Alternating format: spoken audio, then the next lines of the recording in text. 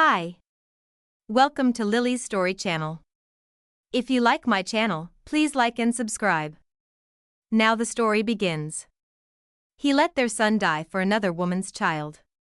Now, she's back to make him pay. Irin gave everything to Alpha Dixon-her love, her loyalty, and a son who carried his blood.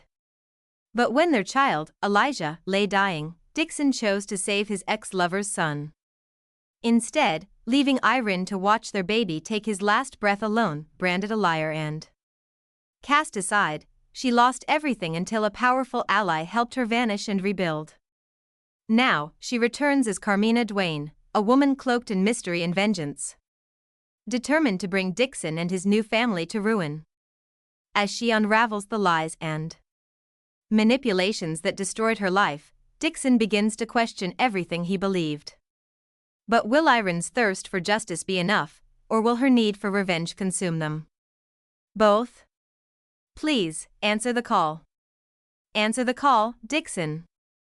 I choked out, my hands trembling as I pressed against the gaping wound in my son's stomach. Blood seeped between my fingers, warm and slick, as his tiny body trembled against me. His breathing was shallow, his skin deathly pale. Baby, stay with me, okay? Daddy's coming, I whispered, my voice breaking as tears blurred my vision. With my bloodied hands, I fumbled for my phone, my fingers slick and clumsy. It slipped once, but then finally it connected. Alpha, where are you? I gasped the moment the call went through. Elijah needs you. He's losing so much blood. We were hiding in a cave. Okay. I'm coming, Dixon cut in. Just hold on. Where exactly are you? The cave past the park. Please, Dixon. Our son, he's fading, I begged, my voice raw. Stay there. He trailed off. Then, I heard it. A woman's voice in the background. Alpha, I need your help. My blood ran cold. I knew that voice, Candace. Dixon's first love. His estranged mate. The woman who had abandoned him on their wedding day. Why is she there? Canny? Dixon's voice softened, laced with something that shattered me from the inside out. Longing. Please, Alpha. There's an attack in the park. Trevor, my son, he's trapped. You have to help him. My breath caught. A child. She had a child? But Dixon wouldn't choose someone else's kid over his own. Right? Canny, don't worry, Dixon said. I'll send my best warriors. But I have to go. My son is waiting for me. Relief flooded me. See, baby? I whispered, brushing Elijah's damp curls from his forehead. Daddy's coming. Elijah's lips twitched into a weak smile, hope flickering in his tired eyes. But then Candace spoke again. Trevor isn't just my son, Dixon. He's ours. A deafening silence filled the call. My pulse pounded in my ears. No. No, she's lying. What are you talking about? Dixon's voice was sharp with disbelief. That's not possible. I never told you, Candace said, her voice thick with bitterness. Because of your parents. They never wanted me, Dixon. They forced me out. They wanted you to marry the daughter of the Wolf Cain pack, the same pack that slaughtered my father. I had no choice but to hide my pregnancy from you. If your parents had known, they would have killed me, Dixon. They would have killed our son. Lies. Lies. My father never killed any animal. Dixon, I tried to speak, to reach for him, to remind him of who we were. But his voice turned cold. Unforgiving. I'll send someone. And then the line went dead. The phone slipped from my fingers. No. He wouldn't. He couldn't. Dixon wouldn't abandon us. Not for her. Not for a son he never even knew existed. But the way he'd said it, so detached, so final, felt like a dagger plunging straight through my heart. I barely had time to process it before Elijah's weak voice pulled me back. "Mommy, is Daddy coming?" My chest caved in. I wanted to lie. I wanted to tell him that his father was on his way, that everything would be okay, that this wasn't happening. But I couldn't. Because I wasn't sure anymore. Tears burned down my cheeks as I held my son closer, my own wounds screaming in protest. Blood coated my side, my leg too much. I was weak. Too weak to fight. Too weak to run. And rogues were out there. Circling. Waiting. But what broke me wasn't the fear. It was knowing that our son was dying in my arms. And his father. His father wasn't coming. I swallowed back my sobs, forcing a trembling smile. "Your father, he's just busy," I lied, my voice barely a whisper. Elijah nodded, his lashes fluttering. "It's okay, Mommy. I don't want to see you cry." His breathing hitched. Slowed. No. Panic surged through me, and I pressed harder against his wound, desperate. "Baby, stay with me. You're going to be fine. Just hold on." He smiled. A tiny, fragile thing. And then his eyes fluttered closed. And his heartbeat slowed.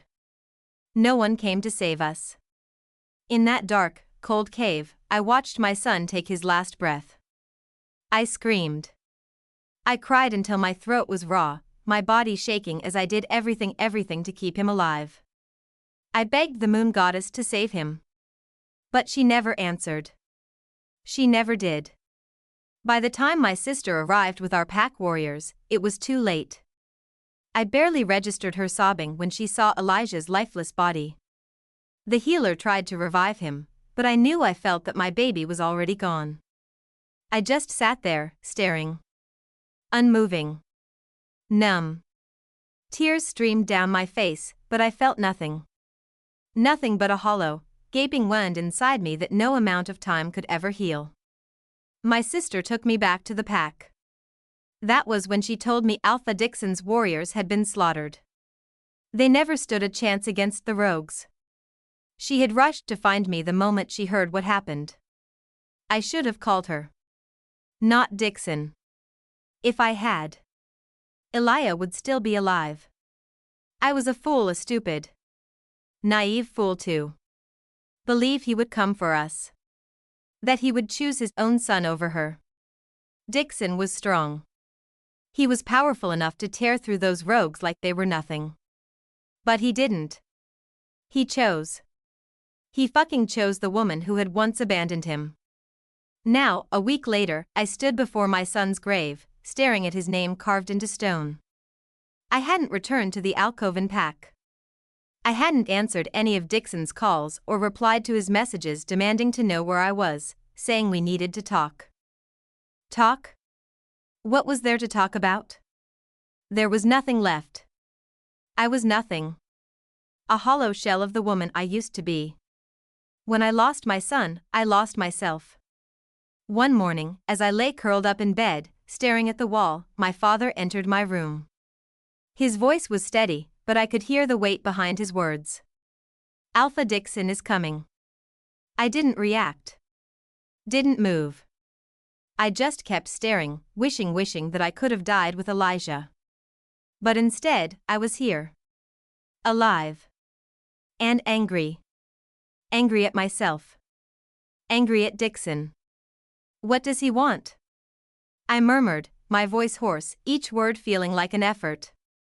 "You are still the Luna of the Alcoven pack," my father said. "You have responsibilities." Responsibilities. I let out a hollow, bitter laugh. My own father was talking about responsibilities when my world had just ended. He closed the door behind him. And I slowly forced myself out of bed. I pulled on a black dress, tying my hair into a tight bun. Then I stared at my reflection, at the dark circles under my eyes, the lifeless look in them. I applied makeup, covering the evidence of my grief, masking the pain. I would not let Dixon see how broken I was. When he arrived, he pulled me into his arms, holding me tightly as if that could fix anything. His green eyes, ones I had once loved, held hope. The same shade of green as the forest where I first saw him. But I felt nothing. I forced myself to smile. But I couldn't. I wanted to tear him apart. To make him feel the pain I did. "Where's Elia?" he asked. The name, my son's name, felt like a blade slicing through my chest, bringing back the memories. The cave. The blood. My desperate prayers. I let out a laugh, sharp and hollow, full of nothing but bitterness and pain. Dixon frowned. "Luna, that's not the answer I wanted." Luna. As if that title meant a damn thing anymore. "You're looking for Elijah?" I whispered, my voice dripping with acid. His brows furrowed. "Did you not hear me? What's wrong with you?" He reached for me, but I took a step back. The movement stunned him. Then it hit him. His expression shifted as realization dawned in his eyes. "You're mad because I didn't come," he said, his voice softer now. "I can explain, there's a reason I'm here." I ignored him. "Did you get the letter?" His brows knitted together. "Letter? Elijah's funeral." Silence. His face drained of color. His lips parted, but no words came out. "You never came." I swallowed, forcing the words past the lump in my throat. "You never came when he was dying. And you never came when he was already dead." My voice cracked, and I took a deep breath, refusing to break in front of him. He didn't deserve to see the wreckage he had left behind. He raked his fingers through his hair, struggling for words. His wolf was howling inside him, aching at the sight of mine. Because she was grieving. Dying inside. The bond between us had weakened, nearly snapped. And he felt it, too. "I'm sorry," he said. "Sorry?" A laugh ripped from my throat. "Sorry?" My voice shook with fury, with agony. "You killed him, Dixon." His expression darkened. "Don't accuse me of that." "You killed him." I shouted, my body trembling, rage burning through every fiber of my being. That was when he snapped. He grabbed my arm, his grip tight, his emerald eyes blazing with anger. "Don't. I didn't kill him, Irin. You're lucky I even considered him my son." The world stopped. My breath caught in my throat as I stared at him. "What the hell are you talking about?" Dixon shoved a folded piece of paper against my chest. "I ran a test on Elijah," he said, his voice cold. "This confirms the truth." He let go of me, and my hands trembled as I unfolded the paper, my heart pounding so loudly I could barely hear my own thoughts. DNA results. A test between Dixon and Elijah. I froze. My vision blurred as I scanned the report. No. My head shook violently. No. This is a lie. This isn't true. Elijah is yours. This is fake. How can you believe this? I gasped, my wolf thrashing inside me, trying to reach out to Dixon's wolf only to be met with a wall. He had blocked me. He shut me out. Fury ignited in my chest. My hands clenched the paper, and before I could stop myself, I ripped it into pieces, shredding the lie apart. Dixon scoffed. "That's your reaction? Really?" His voice dripped with disbelief and rage. "Irin, I can't believe this. You're a liar. Who is his father? Why the fuck did you lie to me? I was raising another man's son." His hands curled into fists, shaking with restrained violence. But then he laughed. A bitter, painful laugh. "It's not true," I whispered, my throat tight. "Elijah is yours. That test, it was manipulated. Someone set this up." "Bullshit," he roared, his voice like a growl ripping through the air. "You're a whore. A liar. I ran 3 fucking tests. 3. And they all said the same thing. His breathing was ragged, his nostrils flaring. Stop making a fool out of me, Irin. I will never forgive you for this. I stared at him. 10 years. 10 years, Dixon. Had he really never seen it? The way Elijah looked just like him? The same eyes. The same damn smirk. My lips quivered before I let out a laugh. A hollow, humorless laugh. Dixon's face darkened. Why the hell are you laughing? Do you think this is funny? Was I a joke to you this whole time? Did you enjoy making a fool of me? He was hurting. I saw it in his eyes. He thought I had betrayed him. But he was the one who had betrayed me. Who had betrayed our son. Loved, I repeated the word, my voice breaking as I looked at him. You say you loved me. Past tense. His jaw clenched, but he said nothing. I still care about you, Irin, he said stiffly. And what happened to Elijah? It wouldn't have happened if you hadn't lied to me. He exhaled sharply, shaking his head. Still, you'll be punished for lying to me and to the pack. I stilled. Punished? I whispered, disbelief laced in my tone. Was he serious? I let out a breathless laugh, shaking my head. Are you even hearing yourself, Dixon? Punished? For what? My voice cracked, and I jabbed a finger against my chest. For losing my son? For grieving? For carrying all this fucking pain? Tears burned my eyes as I clutched my chest. You hurt me, Dixon, you destroyed me. You killed me the day you walked away and left Elijah and me to fend for ourselves. And when he died in my arms, my voice broke into a sob. Dixon's eyes flickered with something guilt. But he clenched his jaw, hardening himself against it. Your son, he said coldly. Not mine. That snapped something inside me. You asshole. I screamed. Without thinking, I grabbed the vase from the table and hurled it at him.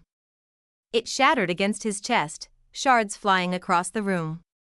Dixon didn't even flinch. He just stood there, taking it. You pathetic, heartless bastard. My voice shook with rage as I grabbed whatever I could find and threw it at him. Elijah died because of you. Our son. Our son. My vision blurred, and I could barely see through my tears. He is your son. You fucking alpha. Dixon's face paled, his eyes widening slightly. He hadn't expected that. He had always seen me as the soft, graceful Luna, the one who never raised her voice, who never broke decorum. But now? Now, he had turned me into something else. Something I didn't even recognize. And I hated him for it. You fucking alpha who let our son die. I choked out, my voice raw with pain. You say you won't forgive me? I will never forgive you.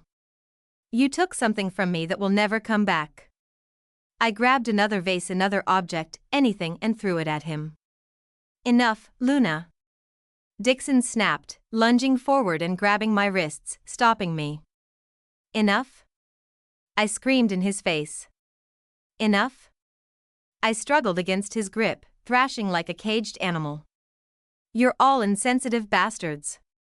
Every single one of you. Elijah is dead. And you didn't even try to save him. Why? Tears streamed down my face. I hated how broken I sounded.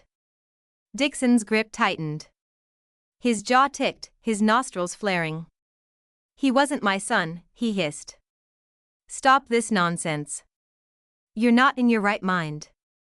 Before he could finish, I lunged forward and sank my teeth into his hand. He let out a sharp growl, jerking back as blood spilled from the bite. Let me go.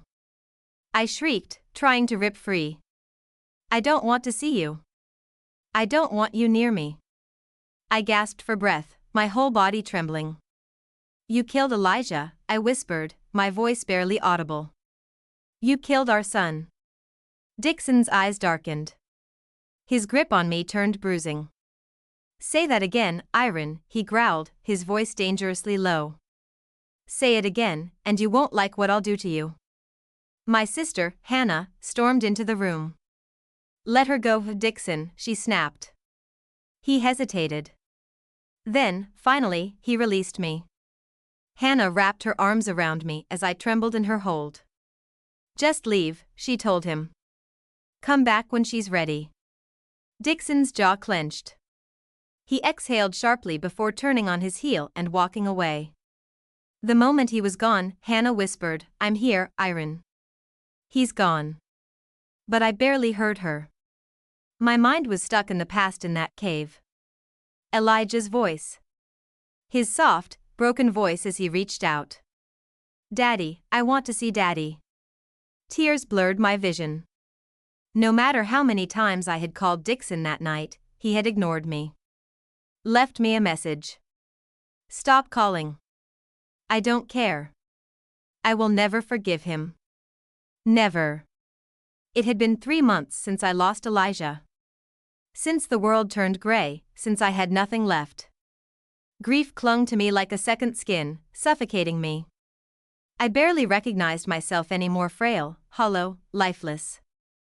I had lost so much weight that my clothes hung off my body. But the worst part? The silence. There was no laughter. No tiny footsteps running through the halls. No soft whispers of Mommy, I love you. Nothing. Last week, Hannah told me something that made the grief in my chest turn into pure, seething rage. Dixon was throwing a grand celebration for his son. Trevor. I nearly laughed at the absurdity of it. His son? He had once thrown the same kind of party for Elijah when he turned 8. I remembered the joy in my son's eyes, the way he held onto Dixon's hand, looking up at his father like he was his entire world.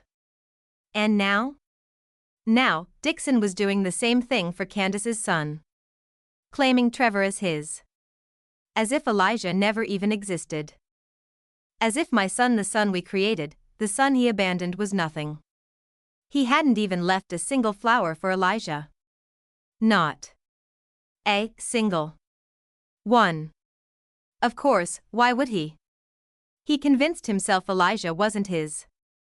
He swallowed the lies, his own lies, just to appease the woman he once loved. Fury surged through me like wildfire. Before I could stop myself, my fist slammed into the vanity mirror. The glass shattered beneath my knuckles, sharp shards piercing my skin. Blood dripped onto the countertop.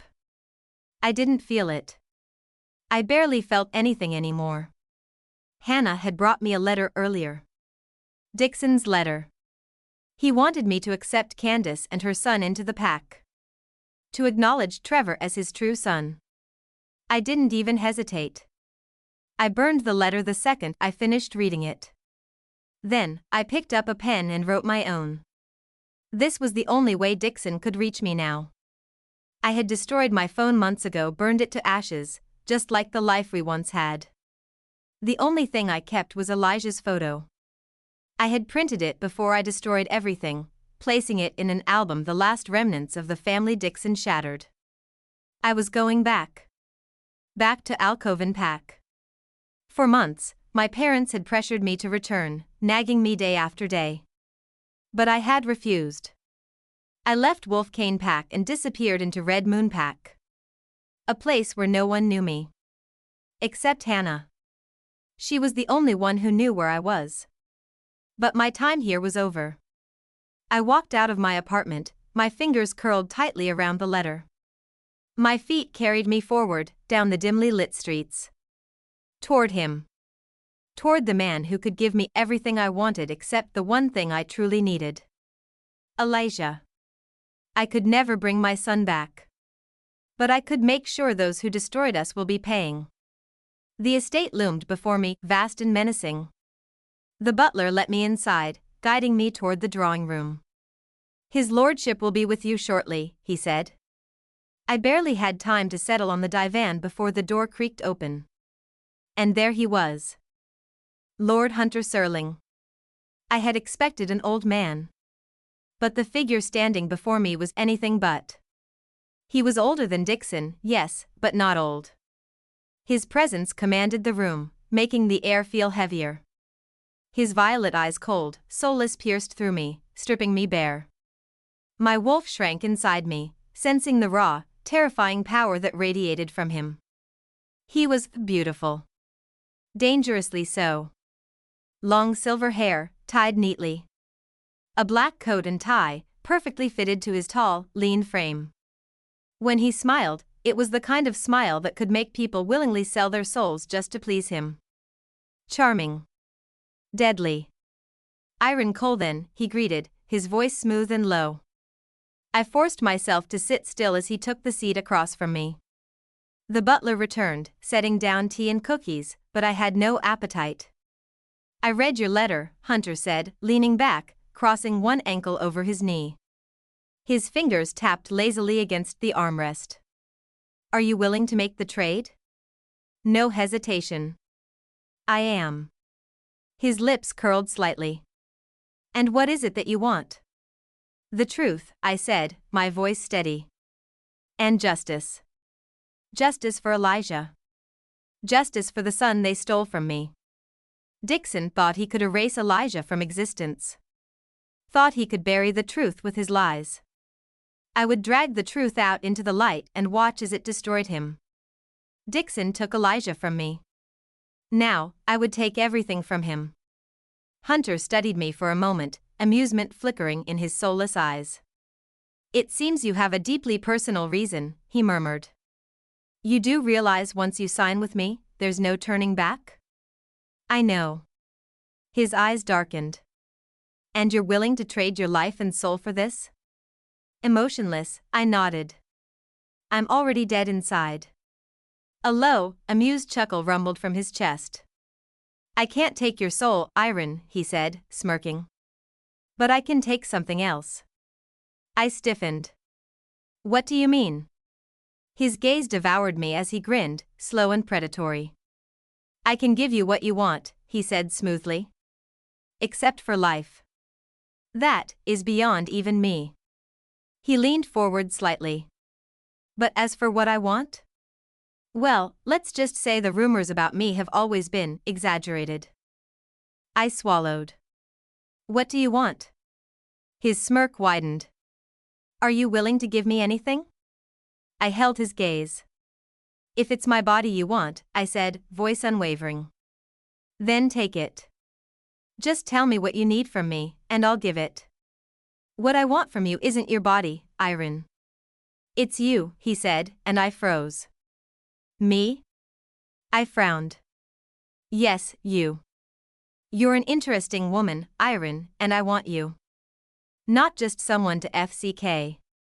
Not a breeder, that's not what I'm after. I want you, at my side, until the end.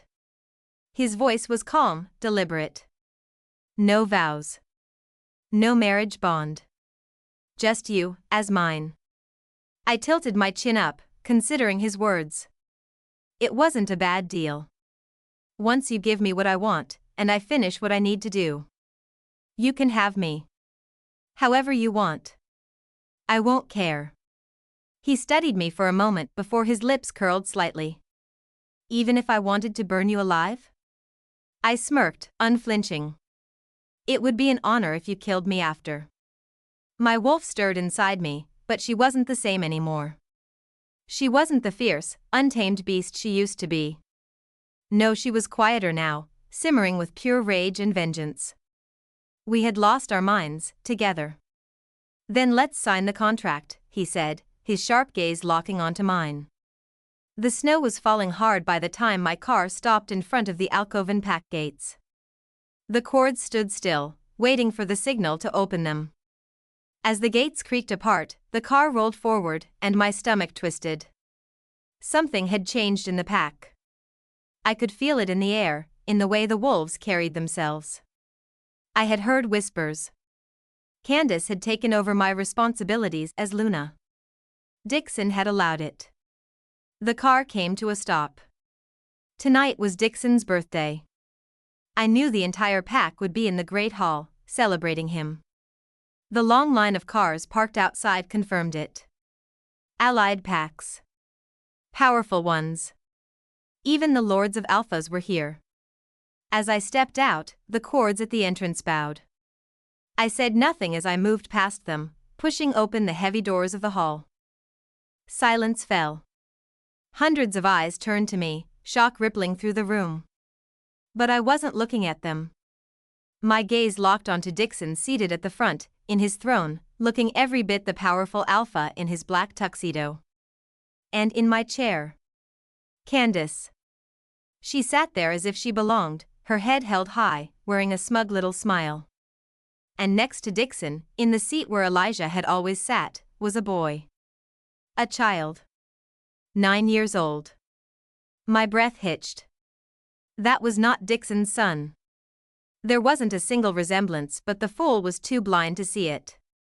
A sharp pain tore through me as memories of my own son surfaced, raw and unrelenting. My fists clenched, and fury surged through my veins.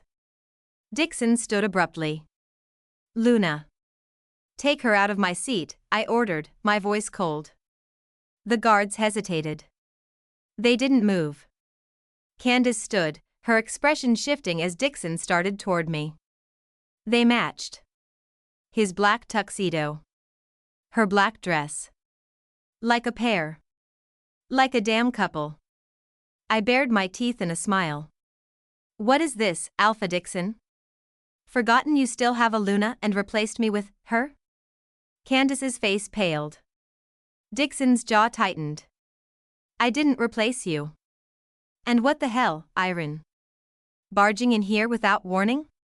What is this crashing my birthday to start a scene? I let out a bitter laugh. Oh. So I don't belong here now?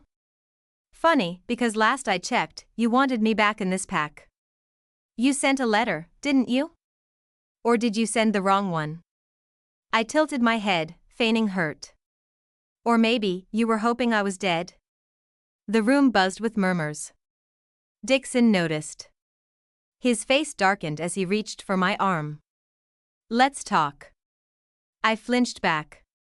Don't hurt me. My voice trembled just enough. Gasps rippled through the crowd. Dixon's eyes widened in disbelief. What the hell are you talking about, Luna? Stop lying. His voice was low, controlled, but there was an edge of frustration. Stop it, Luna Hashi. Don't embarrass the Alpha on his birthday, Candace cut in, stepping closer. My wolf bristled. A growl rumbled in my chest. Because of her, my son is dead. I turned to her, my voice like ice. You should learn your place. You are nothing but a lowly replacement. Her face burned red, eyes glistening with unshed tears.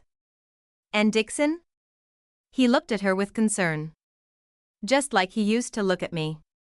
Pathetic. You're crossing the line, Luna. Dixon snapped, his voice thick with anger.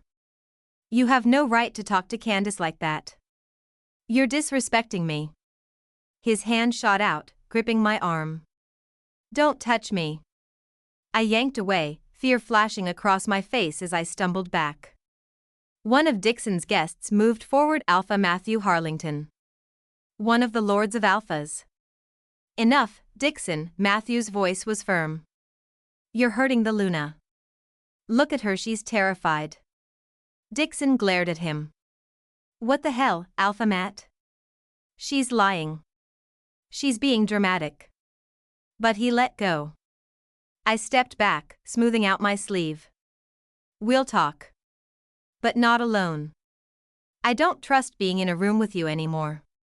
Dixon's face twisted, a flicker of something unreadable in his eyes. Hurt. Confusion. He was trying to understand what was happening. Good. Let him try. I wasn't alone in the room with Alpha Dixon.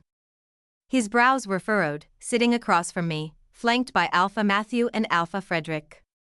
I was seated on the divan in the drawing room, facing him as he clenched his jaw tightly. I masked my expression, making myself appear fearful of him. What are you doing, Irin? He asked, confusion lacing his tone. That reaction? That blatant lie. He waved a hand in frustration, rubbing his mouth as if trying to find the right words. You're upset because I didn't come for your son. Do you have any idea how much you've hurt me with that lie? He raked a hand through his hair, his frustration evident. His two friends remained silent, unmoved. He must have told them the same lie that Elijah wasn't his. I let out a soft, wounded sigh. I'll take the blame, Alpha, just because of your woman. Let the lie spread that I hit you in the head, I murmured, my voice laced with hurt as I dabbed at my eyes with a handkerchief. But I am still the Luna. You are, still, he repeated, emphasizing the word with a cold smirk. He planned to replace me. I almost laughed, but I held myself back. Did you receive my letter? I haven't gotten a response from you.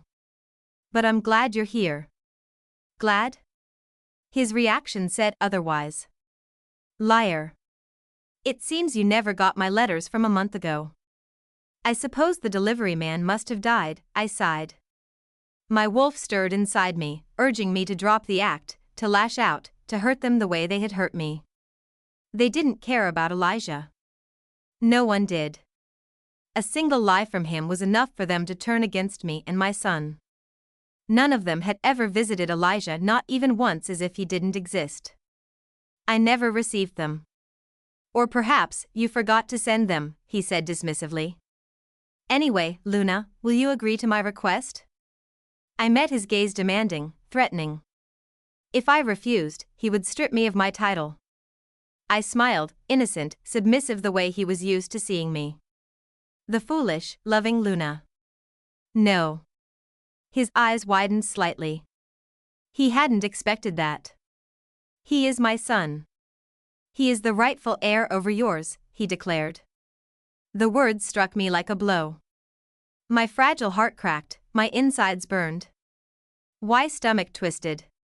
I inhaled deeply, forcing my voice to remain calm. Why are you asking for my permission when you've already made up your mind? Out of respect? I let out a hollow laugh. You don't even respect me enough to stop her from taking my place. His face flushed. He looked at me as if I were someone else entirely.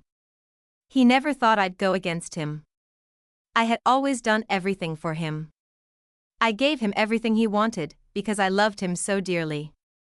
When he was broken, I put him back together. I was there when he needed someone. I was his Luna. I had promised him I would never break his heart. I would cherish and love him until my last breath. And he had promised the same under the full moon. It had been beautiful. It had been sacred. But when Candace came back, he shattered me into pieces. Destroyed me. Destroyed our son.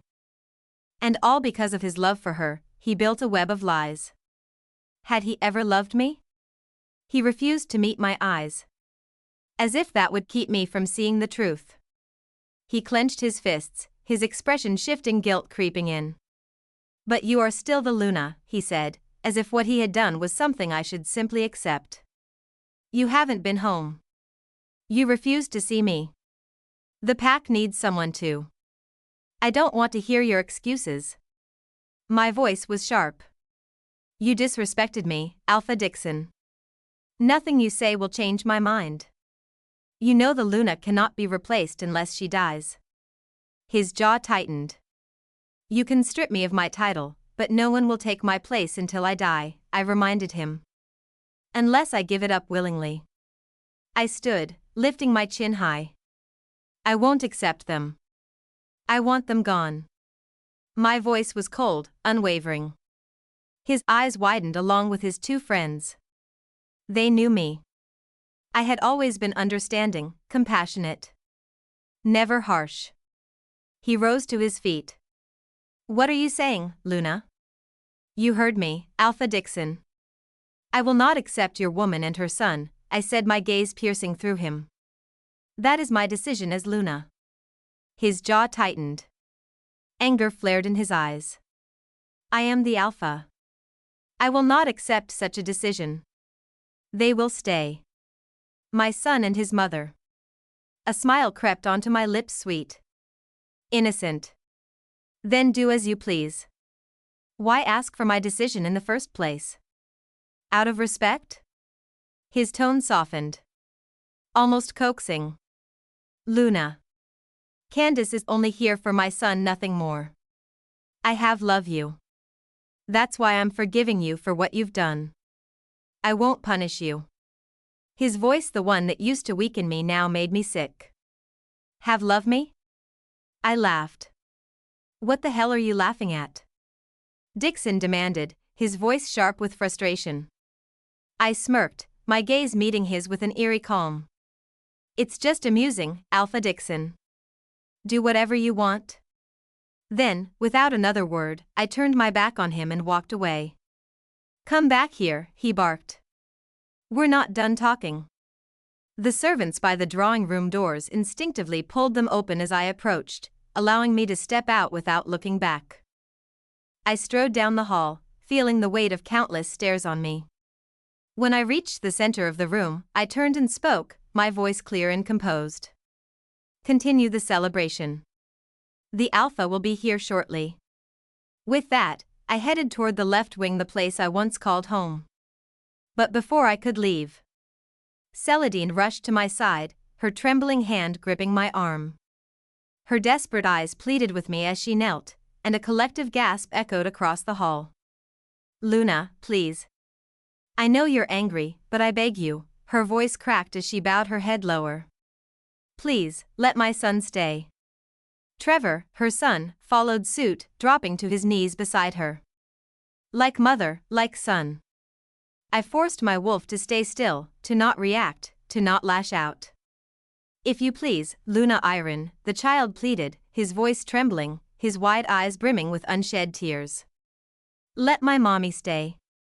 For a fleeting moment, I saw Elijah ir him the way my son had once cried when he accidentally ruined my tulips, his tiny hands shaking, his lip quivering as he apologized over and over. A sharp pain stabbed through my chest, but my wolf's voice rang in my mind, a cold reminder, don't be moved. His mother.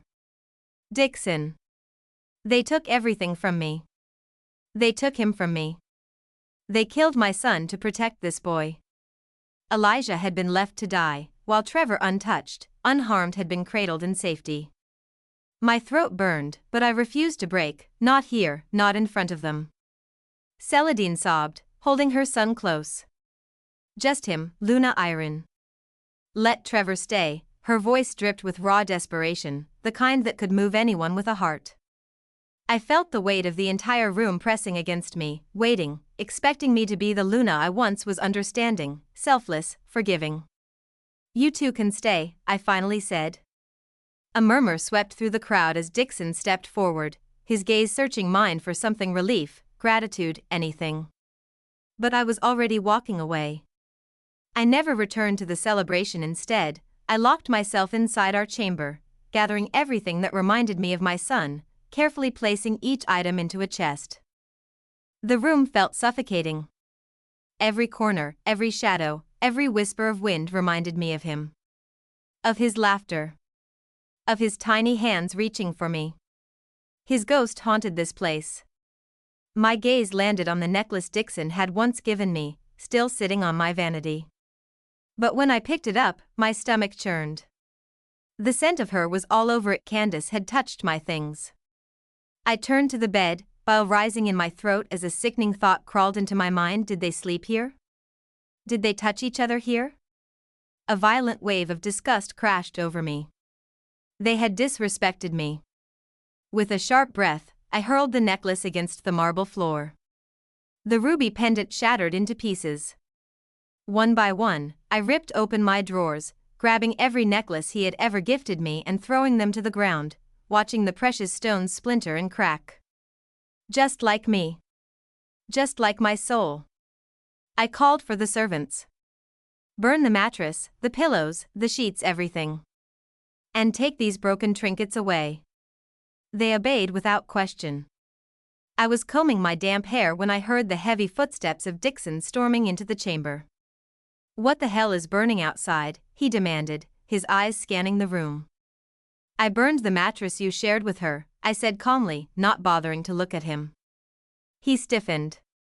You can sleep anywhere with her, Dixon. But not here. His expression darkened. What are you talking about, Luna? I didn't sleep with Candace. Why would you even think that?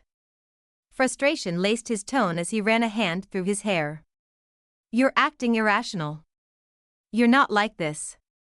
I finally turned to face him, my voice chillingly quiet. You want the Irin you used to know? Then go dig her out of the grave you buried her in. His eyes widened, his jaw clenching so hard I thought it might break. What the hell is wrong with you, he hissed. You came back just to blame me for the death of your son?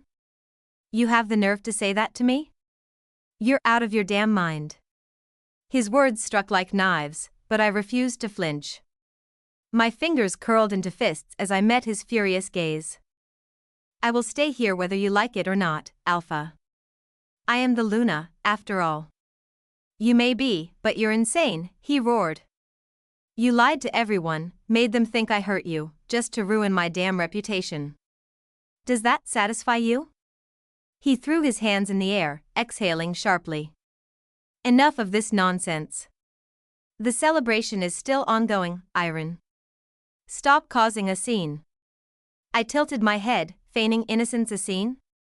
Is that what this is? Before he could respond, a servant rushed inside, panic in his eyes. Alpha. Luna. Beta Trevor is hurt. Dixon's face instantly shifted, concern flashing across his features. What happened? He demanded. The servant hesitated, his eyes flickering toward me. Confusion settled in my gut. Then Candace stormed in, her expression twisted with rage as she pointed an accusing finger at me. How dare you try to harm my son? What was she even talking about? What are you saying? Dixon demanded, his voice sharp. Candace sobbed dramatically, her eyes burning with fury as she pointed at me. Your Luna tried to harm your son. Someone pushed him into the pool, and a servant told me it was on her orders. Dixon's eyes widened in shock, then darkened with disbelief and anger as he turned to me. Is that true, Luna? Did you order someone to harm my son? I arched a brow, unbothered by the absurd accusation. What nonsense is this? Why would I ever order a servant to harm your son, Candace? That's ridiculous. But Candace only wept harder, as if my words had wounded her. Then why would the servant lie? My son nearly drowned.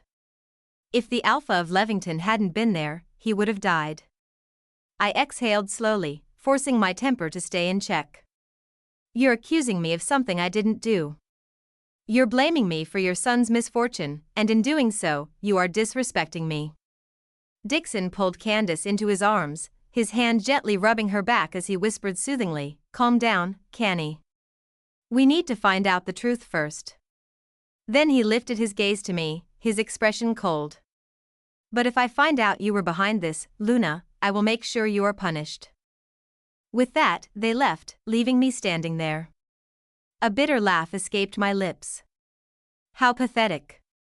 He had forgiven and still loved the woman who had broken him, nearly ruined his reputation. And yet, I was the one who had stood by him, who had saved him, and just like that, I was nothing. I didn't expect that only an hour later, the guards would come for me. Accused of trying to harm Trevor. Don't drag me. I'm coming, I said, holding my chin high. They let go of me, and I walked between them, my steps steady despite the weight of the stairs around me. Servants lowered their gazes as I passed. Descending the stairs, I saw Dixon and Candace standing at the front, accompanied by the pack's head counsel, Peter Brown, and a young servant girl with her head bowed low. The cords stopped me before them. What is this about? I asked. You are being punished for ordering this servant to harm the Alpha's son, the head counsel announced. I turned to Dixon and Candace, both looking at me with swollen, tear-stained eyes. What lies had they spun against me now? So you choose to believe the words of a mere servant over me? I scoffed, my gaze landing on the trembling girl. You know lying can cost you your life. Why you ordered me, she stammered, voice shaking. She couldn't even look at me. She was barely 14. What had they threatened her with to force her into this lie? We have spoken with her and confirmed that she is telling the truth, the head counsel continued. I clenched my jaw. I will not accept punishment for something I didn't do. Then I turned to Dixon, searching his face. You really believe this? You are lying, Luna, he thundered. I will never forgive you for harming my son. Take her to the dungeon. The guards stepped forward, but I didn't let them touch me. I moved toward Dixon, my wolf howling in rage at his betrayal, screaming at me to tear him apart. Candace shrank back in fear, clinging to Dixon like I was about to attack her. And he protected her. My heart ripped apart. I stopped 3 steps away from him, my voice low and firm. You will regret this, Dixon. Then I turned and walked away. The last of my walls crumbled inside me. Tears burned my eyes, but I refused to let them fall. My rage coiled tightly in my chest, waiting, simmering. Not yet. Not now. I entered the dungeon willingly, and the guards locked the gate behind me. 3 days. No food. A punishment for a crime I didn't commit. My sister tried to visit me, but they wouldn't allow it. All I had was her letter reassuring me that she believed me, that she was doing everything she could to get me out. My older sister had always been there for me in my lowest, in my happiest. Being alone in this cage made me miss her more than ever. She had promised that no one would hurt me. And now, she was fighting for me, doing everything she could to undo this injustice. 5 days later, the dungeon gate creaked open, and the cords pulled me out. The first thing I saw was my sister Hannah ran to me, pulling me into a tight hug. Look at you, lil sis. How dare that bastard Dixon punish you for something you didn't even do? She pulled back, cupping my face as her eyes burned with fury. If he hadn't let you go, my husband would have waged war against them. She gently traced my bruised cheek, her voice softening. You know your big sis will always be here for you. You should divorce him. Leave this pack. I shook my head. No. I can't. Her eyes widened in disbelief. Are you insane? After what he did to you? A small smile curved my lips. Isn't that what crazy love is? My voice dropped to a whisper, dark and resolute. I won't let go. No, never. Because they would pay. For everything they did to me. I would rip their world apart. Hannah begged me to leave to go with her to Crescent Blue Pack, but I refused. I stayed. She was furious, calling me stubborn, saying love had made me insane. And maybe she was right. Love does make people crazy. I stared at Elijah's photo in the locket. It used to hold a picture of me, Dixon, and our son, but I burned it. Now, only Elijah remained. Standing on the balcony outside the drawing room, I heard the heavy footsteps of Alpha Dixon approaching. You should be grateful, he said, his voice laced with resentment. If it weren't for Alpha William intervening, you'd still be locked away for a month. I didn't bother looking at him. My eyes remained on Elijah's face. If you ever hurt my son again, Dixon continued, his tone dark and threatening, I'll make sure your punishment leaves a mark you won't forget. I let out a humorless laugh, my voice devoid of emotion. You call him your son, but Elijah? You refuse to acknowledge him. Elijah isn't mine, he snapped. And I won't fall for your lies anymore, Luna. I don't even know if I can trust you at all. He made it sound like I was the one who betrayed him. Like I was the one who shattered everything. I don't want to hear that name again, he added, his jaw tightening. I was a fool to believe he was mine, and I despise myself for it. I finally turned to face him, my expression blank. No matter how much you deny it, Alpha, Elijah is still your son. My voice was calm, calculated. But I get it. You needed a reason to accept Candace, and if ruining me was the price, so be it. Because love is crazy, isn't it? It makes you forget the things that matter. It makes you rewrite history to suit your convenience. I took a slow step closer. When you wanted to end your life from the pain she caused, who was there to stop you? I tilted my head, feigning thought. Oh, wait. I let out a quiet, mocking laugh. I suppose you've conveniently forgotten. Maybe you hit your head and lost all memory of it. I shrugged. But you know what, Dixon?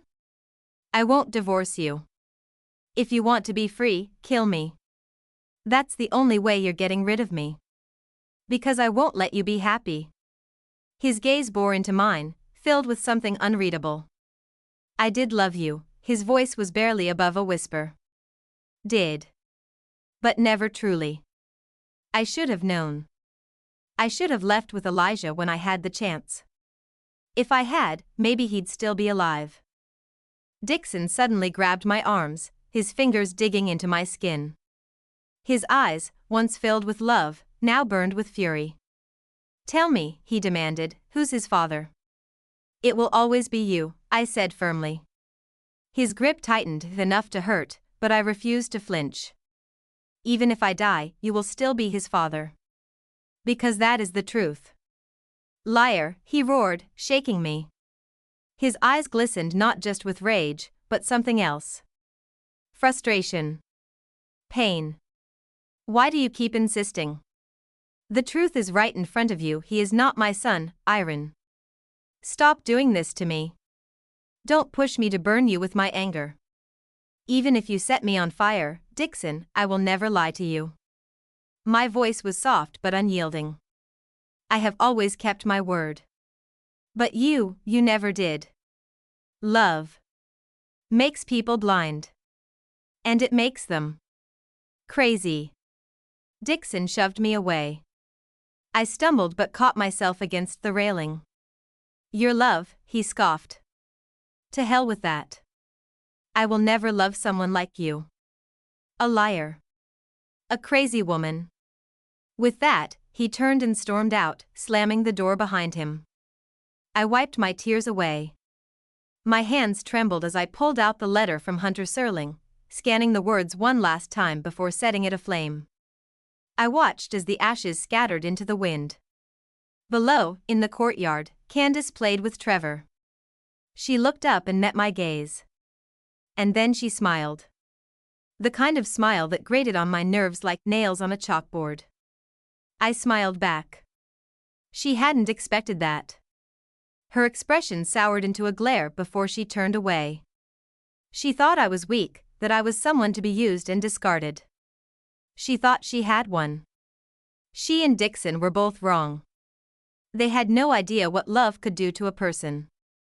Love could drive someone mad. Mad enough to turn castles into rubble. A week passed. Candace did everything in her power to paint me as the villain, but I refused to play her game. She wanted me to snap to give Dixon a reason to divorce me so she could take my place as Luna. Too bad for her, I had other plans. Isn't it a beautiful day? Candace mused, settling into the chair beside me. May I have some tea? Help yourself, I replied, sipping mine with a serene smile. Thank you, Luna, she said sweetly. Too sweetly. I heard Elijah's birthday is coming up. Will you still celebrate? Even after everything? I set my teacup down. Of course. He has every right to be celebrated more than your son ever will. Her face darkened. You really have some nerve, don't you? Parading around like that bastard is still part of this pack when you know damn well he isn't Dixon's son. You're insane for honoring a child that isn't even. I stood abruptly, my chair scraping against the floor as I glared down at her. Say that again. For the first time. I saw fear flicker in her eyes. The test proved it, Luna. Elijah isn't Dixon's son, he's just some bastard from another man, she spat. I didn't let her finish. My hand met her face with a resounding slap. She never saw it coming. You slapped me. How dare you?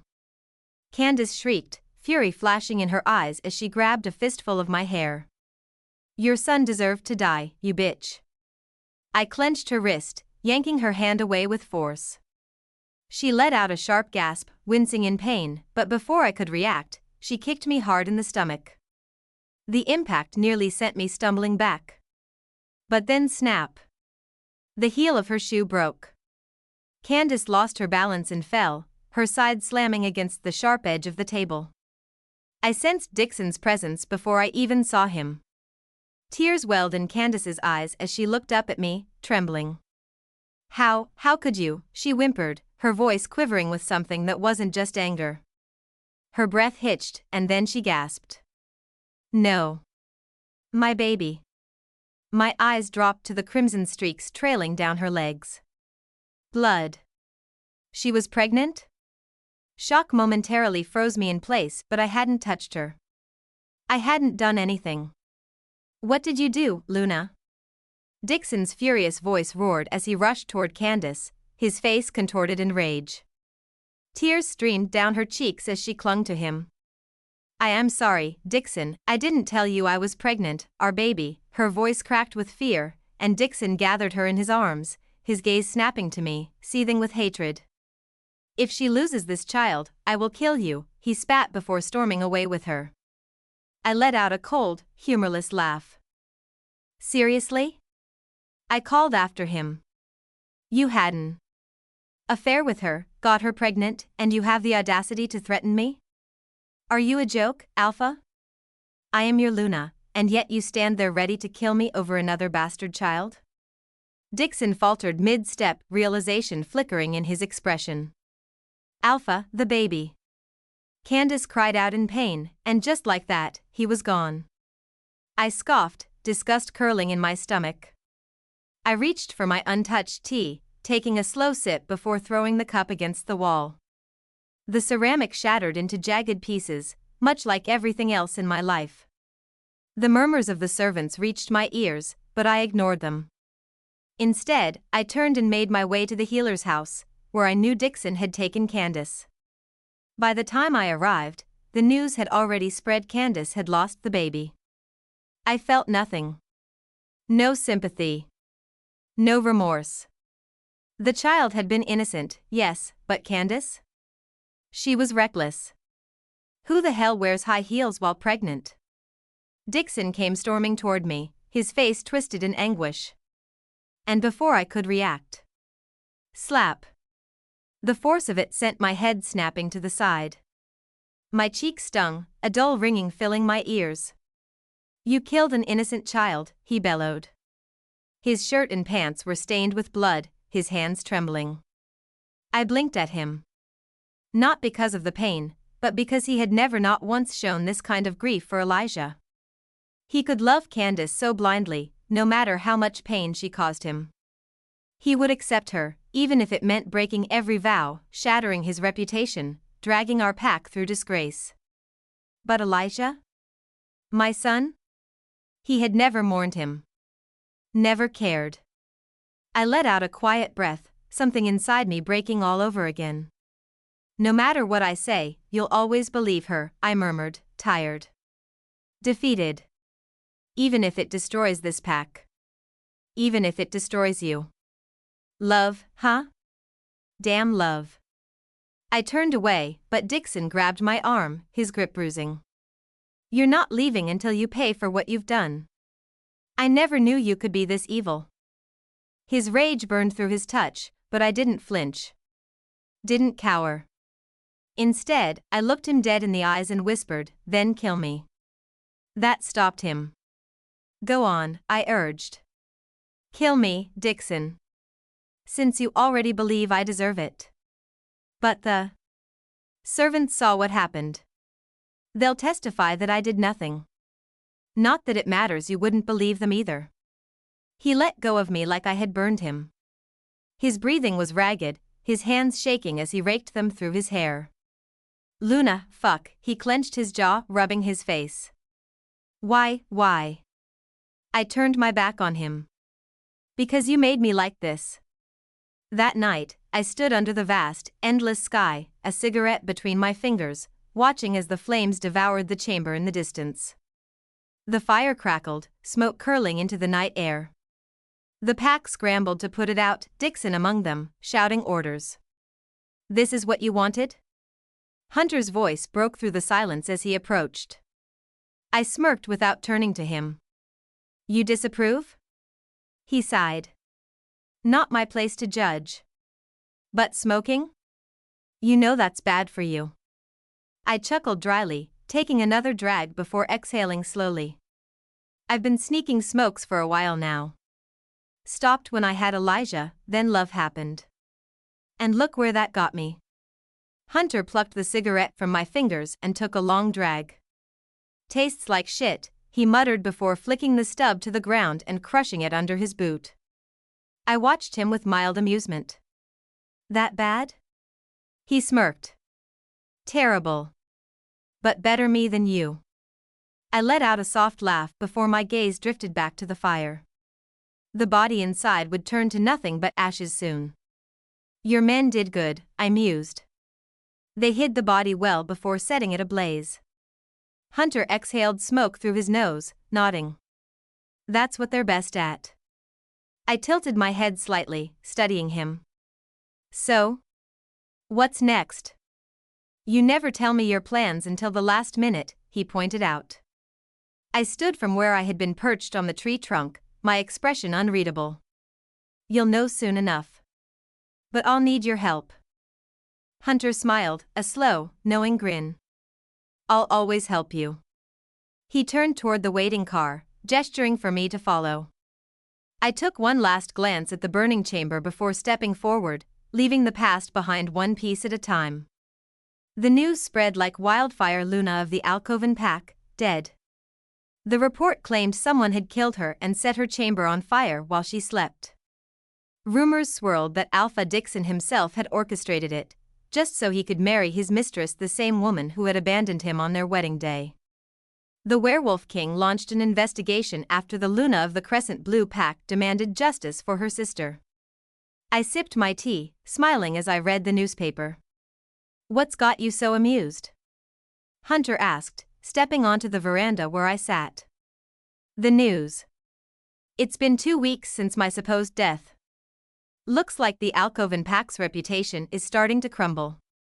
I set my cup down, savoring the thought. Hunter sat across from me, taking the newspaper from my hand. He was dressed casually, a simple green shirt that hugged his toned muscles and black trousers. "You haven't made a move yet. What's next?" "I need information on Candace." I leaned back, absently rubbing the locket pendant around my neck.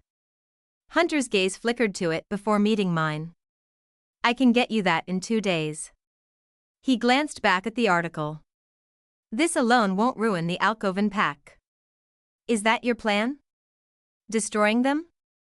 "No." I folded my arms, my tone serious. "That wouldn't be enough." He studied me for a moment.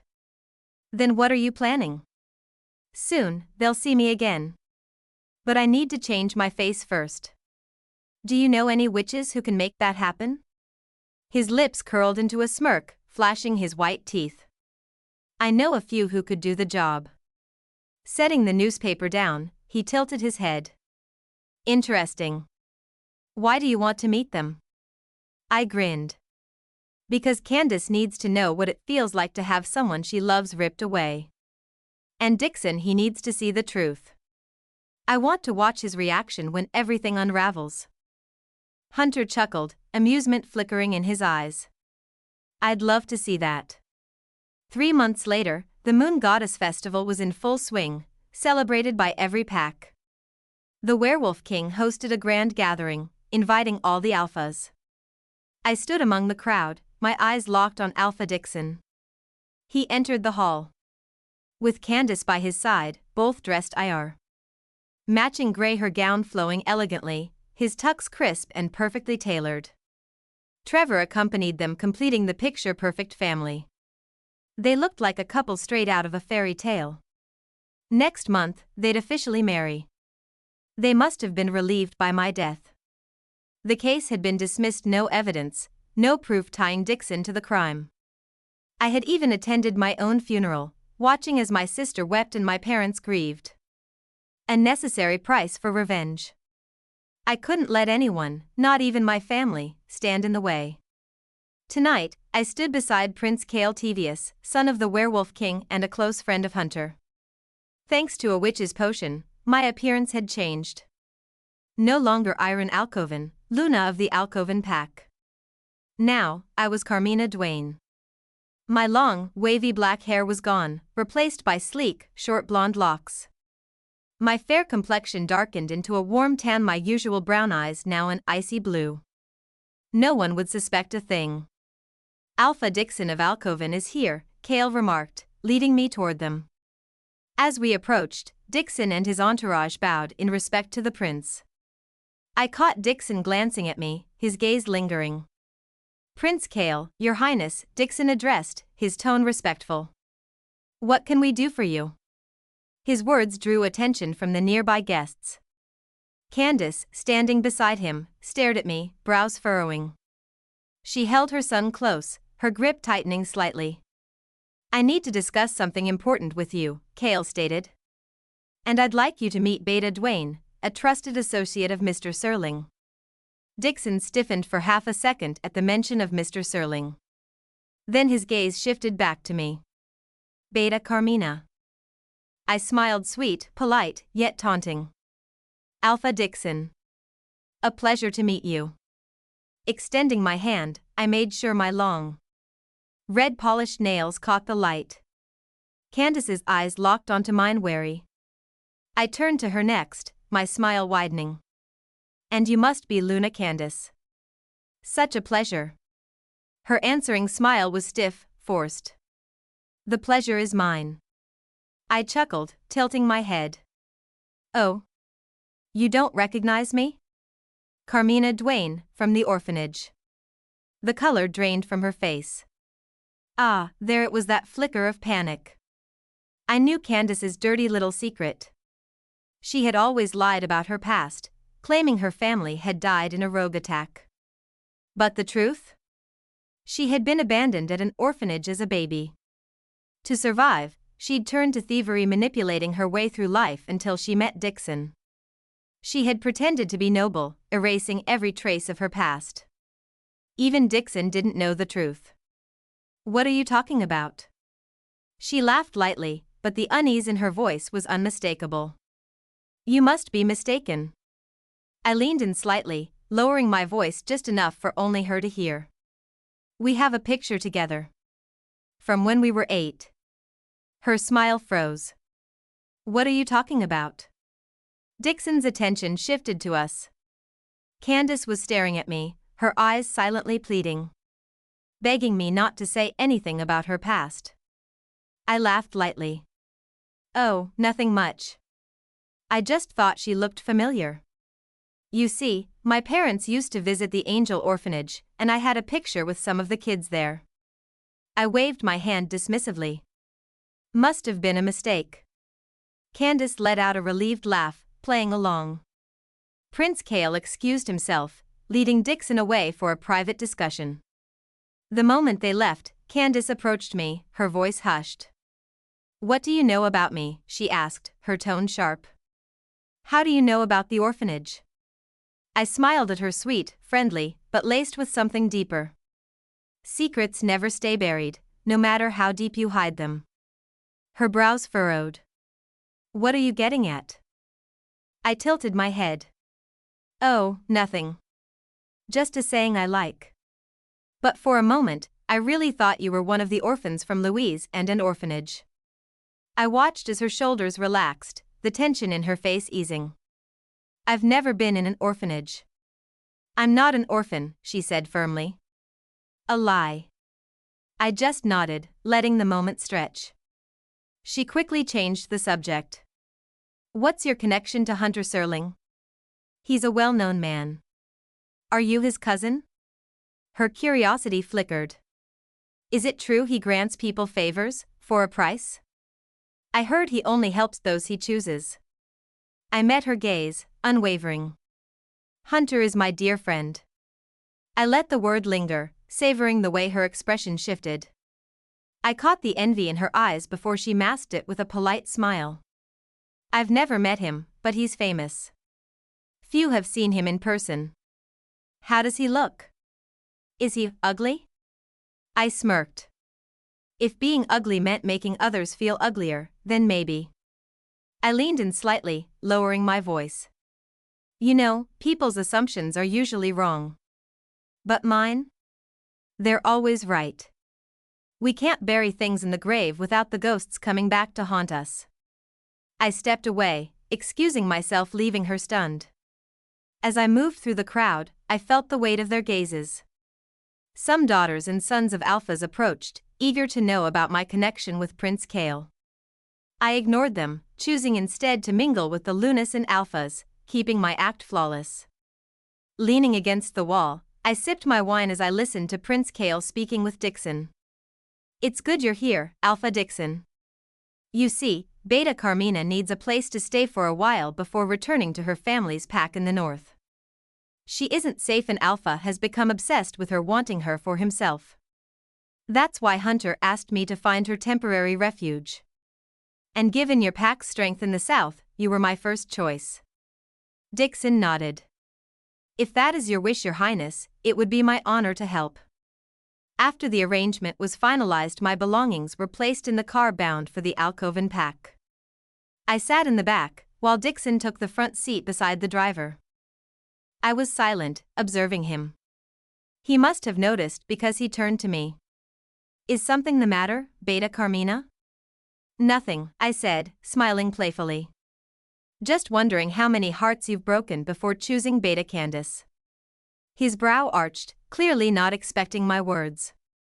He chuckled, and along the way, we talked, laughed, me playing the part of someone naive, as if I knew nothing about him. When we arrived at the Alcoven pack, Dixon stepped out first and opened the door for me. Such a gentleman, Alpha Dixon. My fingers lightly brushed his arm, the touch subtle but deliberate. Just enough for Candace to see. Her eyes narrowed instantly. Alpha. Why is she here? She demanded. Suspicion and unease in her voice. What is this all about? Ah. She was already nervous. Did she think I was having an affair with Dixon? Dixon explained, but I knew it did little to ease her concerns. Her wariness remained. She was the one who accompanied me to my room, her posture stiff. I'll be watching you, Beta Carmina. Her voice was soft, but her warning was clear. I know you have a reason for being here. I bared my teeth in a grin. Oh, I do. You're right about that. Her face hardened. She opened her mouth to say something, but I cut her off. I'm here for protection, Beta Candace. Nothing more. I hope so. Once alone in my assigned chamber, I examined my surroundings. Simple. Modest. Just 2 rooms away from the master suite. I walked to the window, looking out. Nothing had changed. Trevor was in the front yard, playing with other pups. Too rough, too aggressive, bullying his playmates. Typical. I left my chamber, wandering the hallways, when I spotted Candace on her phone. Just wait, okay, she hissed into the receiver. When I become Luna, I'll pay you. Soon. Very soon. A slow smirk curled on my lips. Oh, Candace. You have no idea what's coming. I listened to her speaking on the phone, her voice low and urgent. I pretended I had just arrived, making my steps audible as I approached. Beta Candace, can you help me? I asked innocently. She flinched, startled, her hand flying to her chest as she turned to me. To where the library is, I continued smoothly. I love reading. Her eyes narrowed suspiciously. How long have you been standing there? I tilted my head, feigning confusion. Just got here. Why? Relief flickered across her face, and she let out a breath. I'll show you. Once inside the library, I settled among the shelves, pretending to be engrossed in a book. I knew Dixon would come here sooner or later. This was where he liked to relax. Candace left when her phone rang again. I watched her disappear down the hall, then let my gaze drop to my empty hands. I hadn't touched a phone since the day Elijah died. Just holding one would bring back the memories, the pain so raw it made me want to follow him into the grave. Not long after, Dixon arrived. His eyes widened slightly when he saw me. "I didn't know you liked reading." I smiled, listing off books I had supposedly read, carefully mentioning titles I knew he loved. Our conversation flowed effortlessly as we discussed them.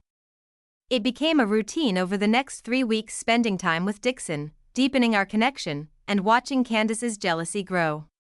Their wedding was in 3 weeks.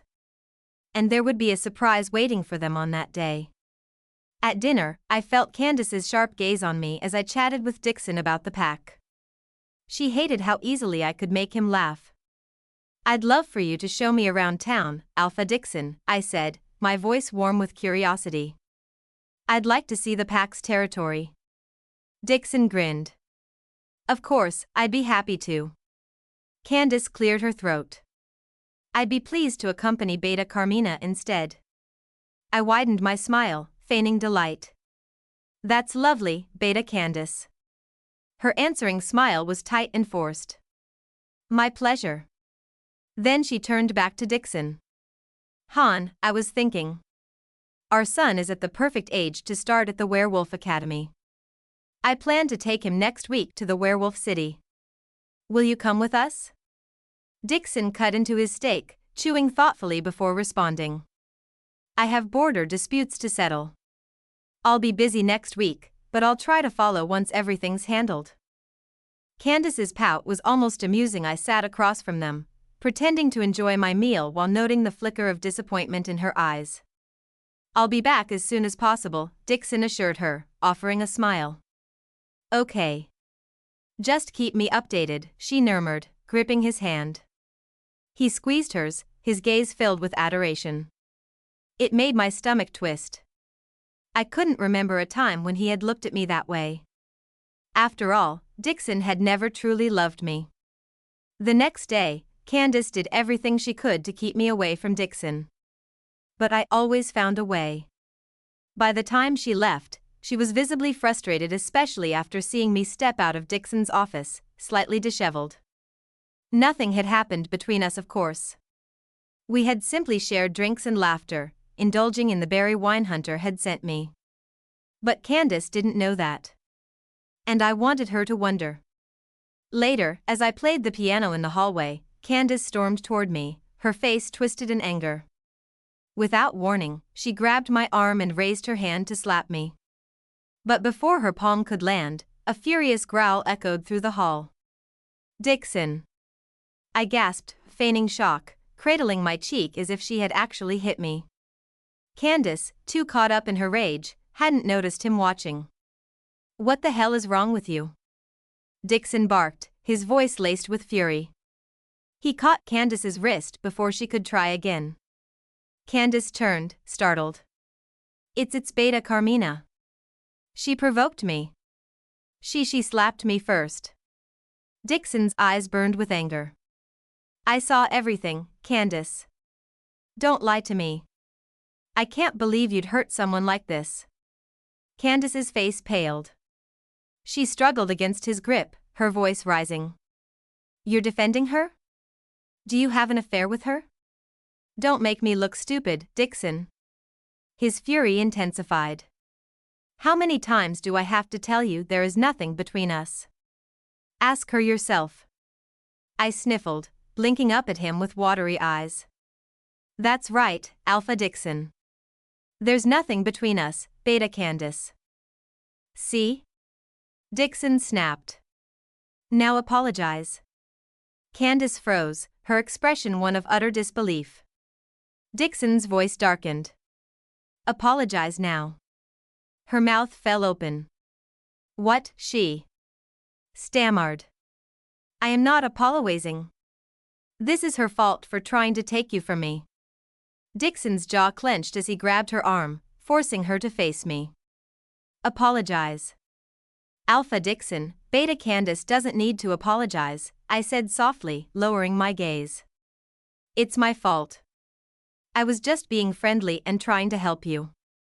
Candace turned to him, suspicion flickering in her eyes. What does she mean by helping you, hon? Dixon exhaled heavily. It's about the pack's finances. I've been losing a significant amount of money without knowing where it's going. Beta Carmina has been helping me manage the accounts since my financial manager failed at his job. I fired him. He must have manipulated the records and stolen from me. Candace's expression darkened. But Beta Carmina just said. Apologize, Candace. Dixon cut her off, his voice sharp with warning. Don't test my patience. Admit your mistake. She clenched her teeth and forced out the words. Fine. I'm sorry. Happy now? Her voice dripped with irritation before she stormed away. Dixon turned to me, looking apologetic. I'm sorry for what she did, Beta Carmina. I hope this won't reach Prince Kale. I need to speak with her now. It's all right, Alpha. I understand. Don't worry, I reassured him with a gentle smile. Relief crossed his face before he left. As soon as he was gone, my lips curled into a smirk. Oh, Dixon, I wonder how you'll react once you learn the woman you love is not who you think she is. That afternoon, I watched Trevor play in the pack's playground, the same one that once belonged to my son. A painful warmth spread in my chest at the memories buried there. My lips pressed into a thin line as I glared at the child. He was innocent of his mother's sins, yet the blood running through his veins was the same blood that had stolen my child from me. I pitied him, but even he would pay for his mother's crimes. Slipping a letter from Hunter out of my pocket, I scanned its contents. A slow, satisfied smile crept onto my lips. This was the perfect weapon to ruin Candace. The wedding would be unforgettable, and I couldn't wait for the moment Dixon saw everything I had prepared for them. With a flick of my lighter, I set the letter ablaze, watching as the flames devoured it. I let it burn until the heat licked my fingertips before I released the ashes into the wind. At the council meeting, I sat beside Dixon, stacks of financial records in front of me. Candace had been there earlier, but before leaving, she leaned in and whispered, If I ever find out you're having an affair with my Alpha, you won't live to see another day. I met her glare with an emotionless stare.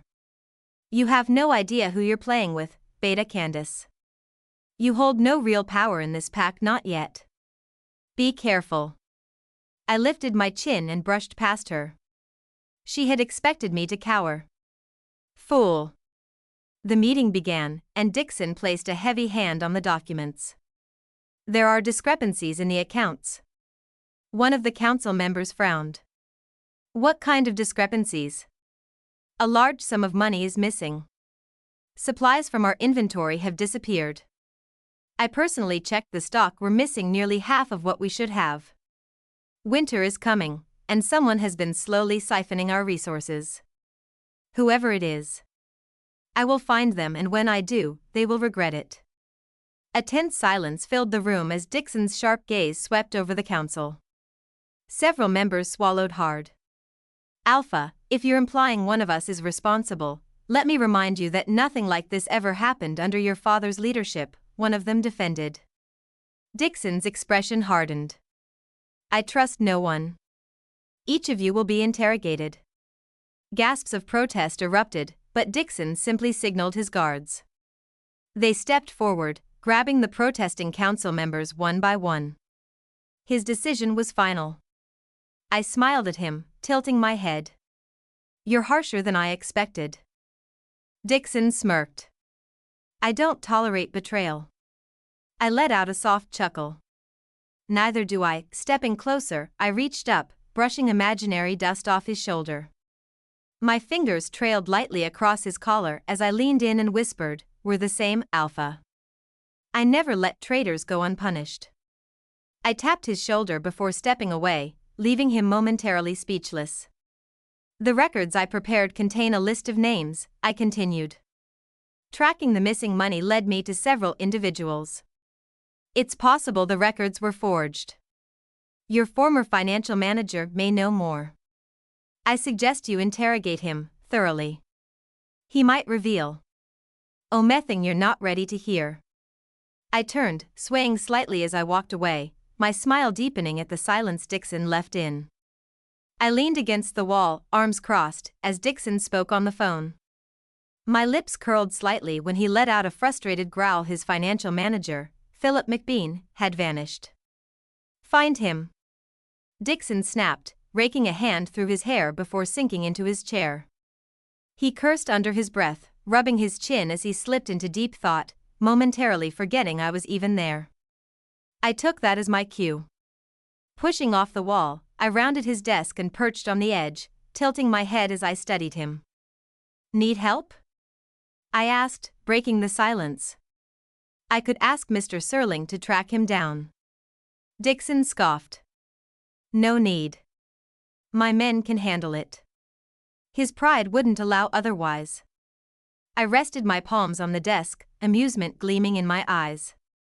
Well, if you change your mind, you know where to find me, Alpha. I'm always willing to help. He studied me for a moment before a smirk pulled at his lips. I never expected you to be this good at handling pack affairs, Beta Carmina. No wonder you're not just friends with Prince Kale but also with Mr. Serling. I chuckled, moving toward the liquor cabinet behind him. A drink to take the edge off? I suggested, pulling out a bottle and 2 glasses. Dixon's expression lightened. Now that, I won't refuse. 12 years of knowing him had taught me that he never turned down a drink when he was stressed. I poured the amber liquid into his glass, but as I handed it to him, I let it slip, the liquor spilling down his chest. Oh no. I'm so sorry, Alpha. I gasped. Dixon merely sighed. It's fine. Grabbing my handkerchief, I leaned in to dab at his soaked shirt, making sure to get too close until his hand shot out, gripping mine. Let me, he murmured, his voice slightly strained. I feigned embarrassment, casting my gaze downward. And right on cue, the door burst open. What the hell is going on here? Candace's shrill voice cut through the room as she stormed toward us. Before could step away, her fingers tangled in my hair, yanking hard. You filthy whore, she screamed. Candace, stop. Dixon barked, but she was too far gone, blinded by rage and jealousy. I warned you. She screeched. You seduced him, you bitch. You want to take my mate from me?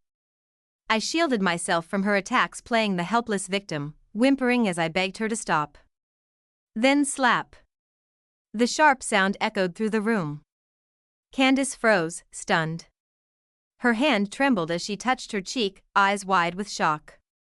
Dixon had slapped her. I told you to stop, he growled, his voice laced with anger. Carmina didn't do anything, but you refused to listen. You hurt her for nothing. Tears welled in Candace's eyes. You hit me? Dixon exhaled sharply, dragging a hand through his messy hair. You're too much, Candace. You don't trust me.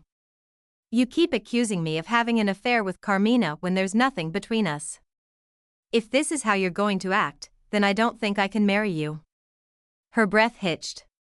No, don't say that, she pleaded, her voice trembling. I was just jealous. You spend more time with her than with me. I couldn't help but think. Dixon cut her off. Your jealousy is going to destroy us, Canny. I've told you love you. I care for you. But I won't tolerate baseless accusations and violence. His voice softened slightly. Leave. We'll talk later. Candace opened her mouth as if to arc, but then hesitated. With one last wounded look. She turned and left. Dixon turned his gaze to me, remorse clouding his features. His eyes flickered to the faint scratches on my cheek. I'm sorry. Let me take you to the healer. He personally ensured I was treated, which I knew would drive Candace insane when she found out. Once I was healed, Dixon walked me to my chamber. Candace was already there, waiting. Her eyes flashed with jealousy, but she masked it well, pasting on an apologetic expression. I'm sorry, Beta Carmina, she said, her voice sickly sweet. Feigning fear, I stepped closer to Dixon, letting him wrap an arm around me protectively. "She won't harm you again," assured me. "She's here to apologize." I nodded timidly, casting my gaze downward as if shaken. Candace's eye clenched at the sight. "Yes, Beta Carmina," she repeated, forcing herself to kneel before me. "I'm truly sorry. I didn't mean to do what I did. Please forgive me." Fake tears welled in her eyes, the kind she knew would earn Dixon's pity. Dixon's voice was firm. "You'd better not hurt her again, Canny. If you do, you'll be punished." Candace flinched, visibly stunned by his tone, but she quickly schooled her expression and nodded. I reached out hesitantly. "Please, stand, Beta Candace. You don't have to kneel. I'm sorry for being weak, and for making you think there was something between me and the Alpha. You should trust him more." My voice quivered as I spoke, selling my performance perfectly. Dixon gently rubbed my arm, comforting me. Candace's eyes darkened with pain as she watched the display. "Stand up, Canny," Dixon ordered, his voice still cold. "And remember my words. Just because I love you doesn't mean I'll let you do whatever you want. If you want to be Luna, act like it." Before Candace could respond, a guard appeared at the doorway, breaking the tension. "Alpha. A letter just arrived. It's about the financial manager." Dixon took the letter and crumpled it in his fist. "Let me take you to your chamber, Beta Carmina." Then he turned to Candace. "Stand up. We'll talk after I get back." After Dixon left me in my room, I noticed Hunter's falcon perched on the windowsill, a rolled-up note tied to its leg. I took it, and the bird flew off into the night. I unrolled the parchment. It contained a single chilling sentence: "Philip was killed to silence him." And beneath it, the name of the one responsible, Antonio Baylor. I burned the letter, watching the flames consume the damning truth. Then I waited. Hours passed. I remained still, patient. I needed to time my movements precisely. Right as I was about to leave my chamber, Dixon arrived home. His face was pale. Of course, he must have learned something by now. He didn't look at me as he walked past. Heading upstairs. So, he finally knew about Candace's connection to the missing money. But what would he do about it? As the wedding drew closer, the issue of the stolen funds suddenly went silent. Dixon was protecting her. Love made people blind enough to cover up even the worst of sins. I stood by the window, watching Candace. She was different. No longer jealous, no longer clinging to Dixon whenever I was near. Instead, she carried herself with the confidence of a true Luna, calm, trusting, understanding. What changed? Another letter from Hunter arrived. Everything was prepared. I burned the letter as usual before stepping out of my chamber. As I passed the drawing room, I stopped. Dixon sat on the davenport, staring at something in his hands. A necklace. No, Elijah's locket. Why did he look so sad? Then it hit me. Today was Irin's birthday. My birthday. I remembered how Dixon used to surprise me with celebrations I never expected, making me fall even deeper in love with him. How foolish I had been. I furrowed my brows and stepped inside. "Alpha, what are you doing here alone?" My voice startled him. He quickly hid the locket. "Is everything okay?" He smiled and stood. "Yes. Just thinking about someone." "What about you? What are you doing here?" "Oh, I was just passing through. I planned to take a stroll in town, but then I saw you here. Your wedding is tomorrow. How are you feeling?" His expression softened. "I'm excited. You know, Candace is my first love. I never thought I'd finally marry her and have her as my last love." He meant those words. I could see it in his eyes. Did he ever look at me that way?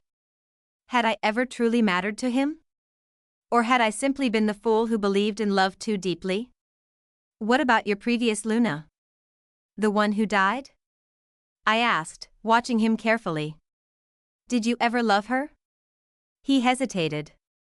I did, he admitted, but his gaze drifted away. But she lied to me about everything. If it weren't for Candace, I never would have known the truth that Elijah wasn't mine. His voice was thick with resentment. I let out a breath. No, Alpha. You never loved her. Because if you did, you would have believed her just like you believe Candace now.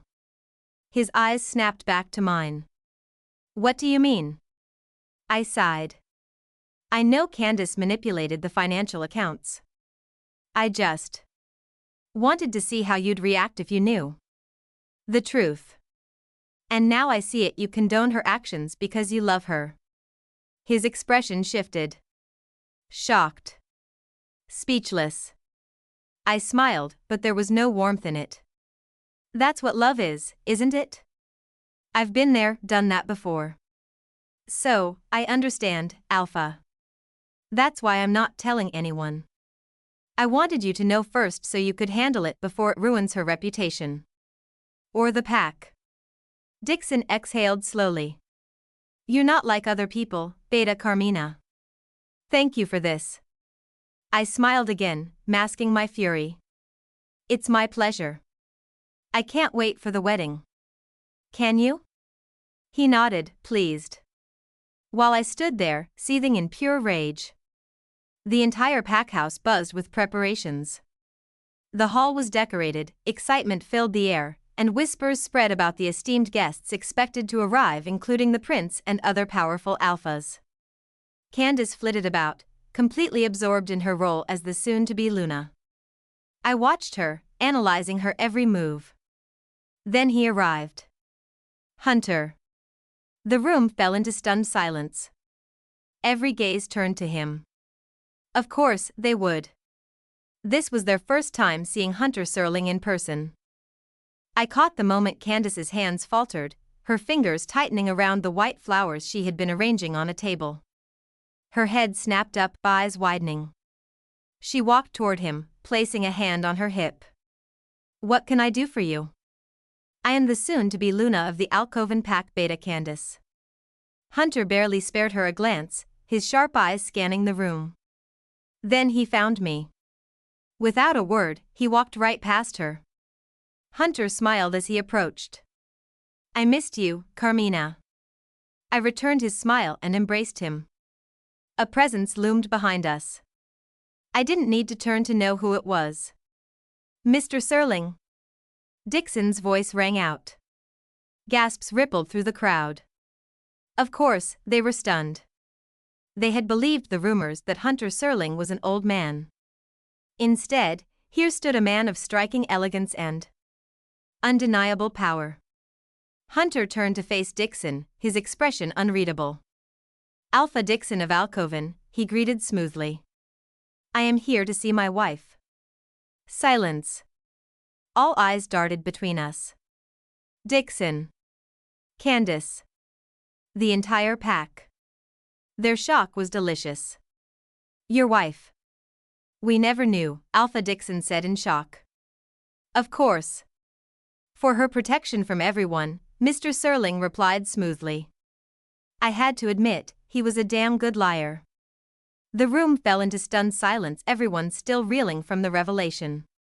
Candace's face burned with humiliation. Her eyes darting between me and Dixon, probably expecting me to look desperate for his attention. But I wasn't. Dixon was nothing compared to Hunter. That night, I sat in the dimly lit room with Hunter. He lounged in a chair across from me, watching me as I flipped through the pages of my book. So, that was your plan, he asked. Yes, Hunter. That's my plan for tomorrow night, I said, grinning as I turned another page. I want to see all their reactions at once. He chuckled. Everyone's going to love the drama. I kinda like it. I hummed in agreement and glanced at him. Once everything is done, I'll finally have the justice I've been waiting for. By nightfall, the pack house was alive with anticipation. Music filled the halls, and guests whispered among themselves. Every member of the pack was present, including Prince Kale, who sat beside Hunter in the front row. Dixon stood at the altar, looking every bit the perfect alpha in his ceremonial suit. It brought back memories our wedding night. I realized now that he had never been happy that day. I had been too blinded by love to notice. From the back of the room, I watched as Candace entered, her gown flowing behind her. The moment Dixon saw her, his whole face lit up. And just like that, I was thrown into the past our wedding. I had been the only one smiling, the only one looking at him with love. He had been distracted, his mind somewhere else. Probably wishing it had been Candace standing beside him instead of me. The ceremony continued, the sage priest speaking in solemn tones, leading them through the vows. They truly looked perfect for each other. I rose from my seat, my yellow dress swishing as I made my way down the aisle. A white veil hid my face beneath the wide-brimmed hat I wore. Gasps rippled through the crowd as I stepped forward. The priest faltered, eyes widening as I spoke. Should this marriage even continue? All eyes turned to me. Dixon's expression darkened. What is this? Who are you? He demanded. I reached up and pulled off my veil. A collective gasp filled the hall. Isn't that the former Luna of Alcoven? Someone whispered. Shock registered on Dixon and Candace's faces. You're Luna, I said coldly. Surprised to see me alive? Irin? Dixon's voice was barely above a whisper. His face paled. How are you alive? We buried your body. Oh, don't worry, I said with a saccharine smile. I'm not here to stop your wedding. I actually have a gift for you too. I lifted a hand, and the doors burst open. A man stumbled inside. Limping. His face bruised. Candace froze, her face draining of color. I am Beta Antonio Baylor, the man said, his voice hollow, his green eyes empty. Candace's husband. Murmurs filled the room. Candace's head snapped toward Dixon. He's lying, she shrieked. I don't know him. Don't believe him. Dixon's gaze flickered between her and Antonio, confusion and fury battling for control. You married me, Antonio continued, because it was all part of your plan to gain power, to gain wealth. That's why you've been taking money. Did you ever tell him about your mother? About where the money really went? Shut up, you liar. Candace screamed. She whirled toward Dixon, grabbing his arm. Alpha, don't believe him. This is all Irin's doing. She's trying to ruin me. I let out a low laugh that echoed through the hall. Ruin you? I tilted my head. I didn't create a scheme, Candace. I'm just exposing the truth. Did you really think you could bury it forever? Tears welled in Candace's eyes. Alpha, please. Don't believe her. They're all lying. Dixon's face twisted with rage. How can I believe Irin when she's nothing but a liar herself? I smirked. You still don't want to believe it? I raised my hand, and a man stepped forward dragging Trevor along. The boy struggled against the hold, panic flashing in his eyes. The sage will prove if he is really your son, I announced. Prince Kale stood from his seat, motioning for the head sage to come forward. Candace's panic was instant. Alpha, don't let them hurt our son, she pleaded desperately. Dixon turned to her, eyes narrowing. What are you afraid of, Canny? Let them prove it. They'll hurt him, she cried. I cut in coldly. You can't manipulate the truth, Candace. She snapped, lunging toward me. You bitch. I slapped her across the face before she could lay a hand on me. She crashed onto the floor, her breath ragged.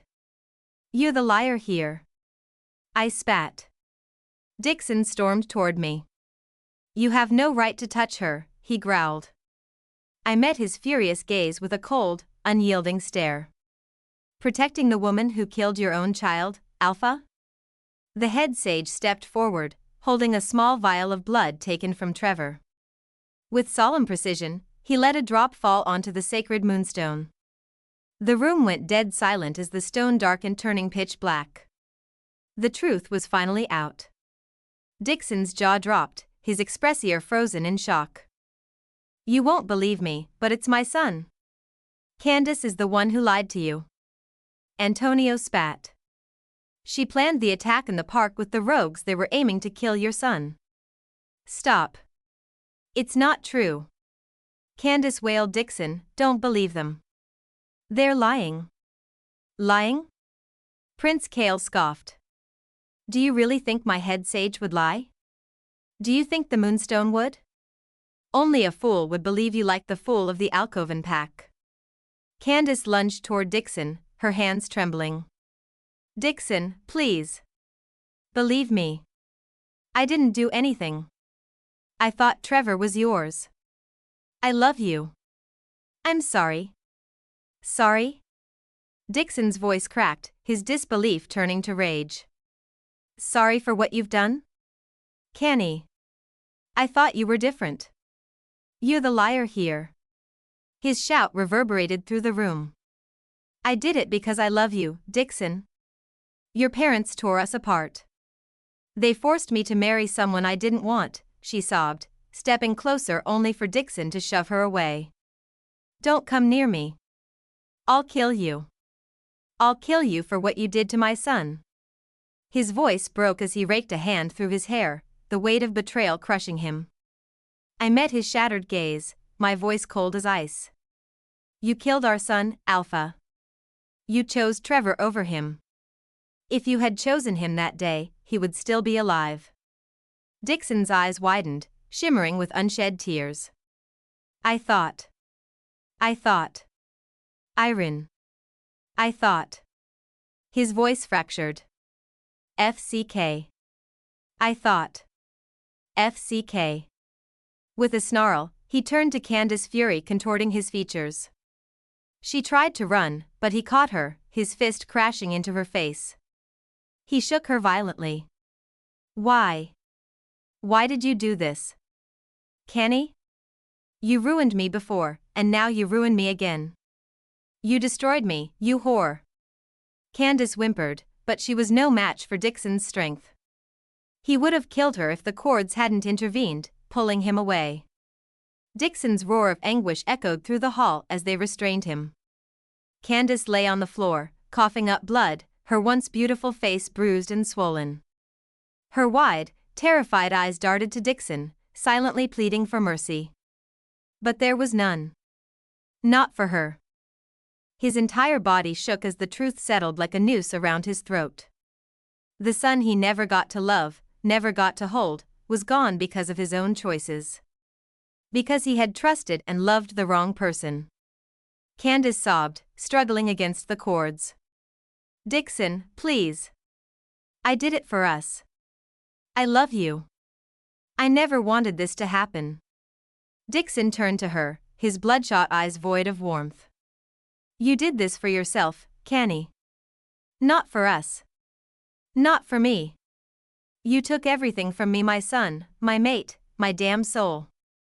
A hollow laugh tore from his lips. "And for what? To trap me in your web of lies?" Candace wailed as the guards dragged her away, screaming his name, begging for forgiveness. But Dixon didn't move. He just knelt there, fists clenched, his breathing ragged. I stood still, unmoved. My heart had turned to stone long ago. I had no sympathy for her, for Dixon, for any of them. They had ripped my son from me. And now, they were paying the price. Dixon turned to me, desperation flickering in his stormy eyes. "Irin, please," he rasped. "Please. I didn't know. I swear to the goddess, I didn't know. If I had, you didn't believe me, I cut him off." My voice like ice. "You couldn't see how much he resembled you? And yet you still believed her because you loved her. That love led you here, Dixon. And now? Now you want forgiveness?" A bitter laugh escaped me. "You'll never get it. You killed my son, and you will pay for it. Dixon's face crumpled, his lips trembling as fresh tears spilled down his cheeks. He opened his mouth, but no words came. What excuse could he possibly give? There was none. I stepped back. I will never forgive you, Dixon. Never. His body lurched forward as he reached for me, a sob tearing from his throat. He gripped my dress, clinging to me like a drowning man grasping for air. But I pried his hands away and stepped back. Hunter waited for me at the door, his expression unreadable. I turned my back on Dixon.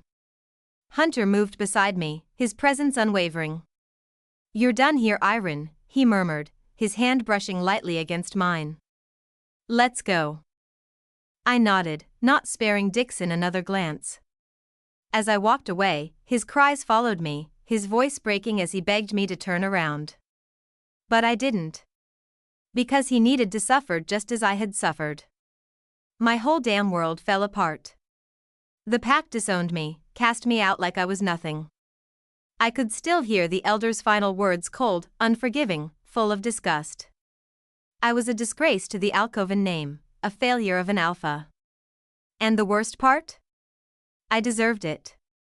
I stood in the ruins of my life, my hands clenched into fists at my sides. Everything I thought I knew, everything I had built, it was all a lie. And the one person who had ever truly loved me, the one who never lied, was gone. How could Irin ever forgive me? When I had hurt her so badly, shattered her beyond repair? A soft whimper pulled me from my thoughts. Trevor sat in the corner, his small body curled in on itself, rocking back and forth. His tiny hands clutched his knees as he sobbed, "Mommy. Mommy." His cries cut through me like a blade, yet anger still burned beneath my skin. I wanted to go to him, to tell him how he and his mother had ruined me. But he didn't deserve that. He didn't deserve to suffer for what his mother had done. He was innocent just like my own son had been. My son, my real son, the one I had failed to protect. The one I had lost. Candace was gone. The woman I had chosen, the one I had trusted, had betrayed me in the worst possible way. She and Antonio had been sentenced for their crimes, their fates sealed. And Trevor, the boy I once thought was mine, was left behind. An orphan. While my son, my pup, he wasn't just left behind. He was gone. Dead. Killed by my own damn hands because I had chosen the wrong one. Because I had believed a lie. I staggered back, my chest tightening like a steel trap. The pain was suffocating, unbearable. My legs barely held me as I turned, my wolf howling inside me, clawing at my chest, desperate to break free. But there was nothing left to fight for. Nothing left to save. I found myself at the burial grounds before I even realized I had moved. My knees hit the dirt, my breath hitching as I stared at the small grave before me. The name carved into the stone blurred through my tears. Elijah. A choked sob tore from my throat as I pressed my forehead to the cold stone. My body shook with the force of my grief, my regret. "I'm sorry," I rasped, the words barely audible. "I'm so damn sorry, pup." I remembered every moment with him, the way he used to look at me with pride, his laughter, the way his small hand used to grip mine like I was his whole world. And I had promised him. I had promised I would always be there when he needed me. But I had let him down. I had let him die. And no amount of apologies would bring him back. No amount of pain, no amount of regret, could fix what I had done. I had lost everything. And this time, there was no redemption. No second chance. Just me, alone, drowning in the ruin of my own making. Today's story is over. Thank you all for listening.